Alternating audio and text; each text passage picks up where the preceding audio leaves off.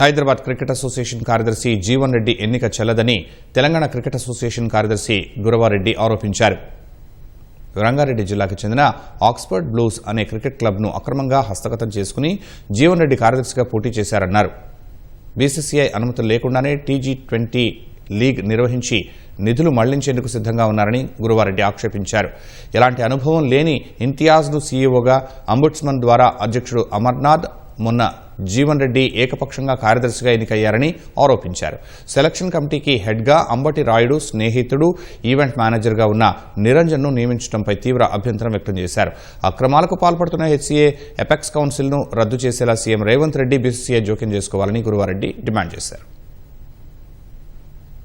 Cricket విలువలు తెలిసిన వాడు, బీసీసీఐ చట్టం తెలిసిన వాడు సీఈఓగా రావాలనేది పెట్టుకోవాలనే నోటిఫికేషన్ వేసి ఇంటర్వ్యూలు చేసి చేయాలి. ఆ ప్రాసెస్ ఏం లేకుండా సింపుల్గా ఆ క్వాలిఫికేషన్ లేకుండా ఉన్న ఇంతియాజ్ ఖాన్ సీఈఓ చేస్తారు. ఈ సంజీవ్ రెడ్డి, ఆ దల్జీత్ సింగ్, బసవరాజు కలిసి ఇంకా 2 ఖాళీలను ఎట్లా అంటే ఈ లోపల తర్వాత సెక్రటరీ, ట్రెజరర్ పంచుకుంటారు. మళ్ళా ఇది ఇంకొకరి కోటా కావాలి, గవర్నమెంట్ కోటాలు ఉన్న వాళ్ళకి. జీవన్ రెడ్డి అంటే ఆయన ఓ క్లబ్ లో ఎంటర్ అవుతాడు. ఆ క్లబ్ పేరు ఆక్స్ఫర్డ్ బ్లూస్.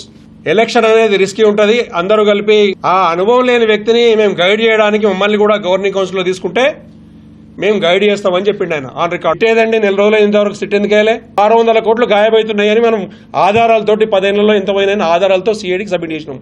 అన్రిజిస్టర్డ్ ప్లేయర్లను టీ20లో ఆడద్దని రూలే ఉన్నది. ఆడ హెచ్సీఏలో రిజిస్టర్ కాని ప్లేయర్లను సెలక్షన్ ఎందుకు పెడుతున్నాను?